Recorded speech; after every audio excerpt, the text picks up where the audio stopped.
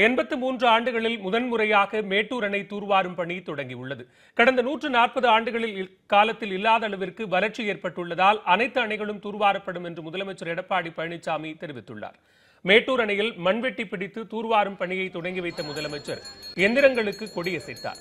அணையை தூர்வாரும் போது எடுக்கப்படும் வண்டல் மண் நிலங்களை வளப்படுத்த விவசாயிகளுக்கு இலவசமாக வழங்கப்பட உள்ளது. மூலக்காடு, பண்ணவாடி, கீழைக்காரனூர், கூனாண்டியூர் ஆகிய 4 இடங்களில் தினமும் 2444 யூனிட்டுகள் வண்டல் மண் எடுக்கப்பட்டு 7 தினங்களில் விவசாயிகளுக்கு 17,110 யூனிட் மண் வழங்க திட்டமிடப்பட்டுள்ளது. புன்சை விவசாயிகள் 1 ஏக்கருக்கு 30 டிராக்டரும், நன்சை விவசாயிகள் 1 ஏக்கருக்கு 25 டிராக்டரும் வண்டல் மண் எடுத்துக்கொள்ள அனுமதிக்கப்பட்டுள்ளது. தனிநபர் பயன்பாடு மற்றும் மண்பாண்டங்கள் செய்ய 20 டிராக்டர் களிமண் எடுத்துக் கொள்ளலாம்.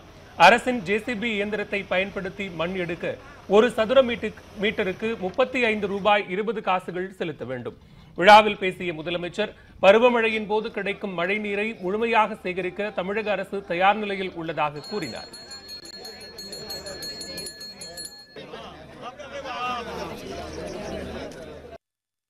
மேட்டூர் அணையில் தூர்வாருகின்ற பணி துவங்கப்பட்டுள்ள நற்செய்தியை இந்த நேரத்திலே தெரிவித்துக் கொள்கின்றேன்.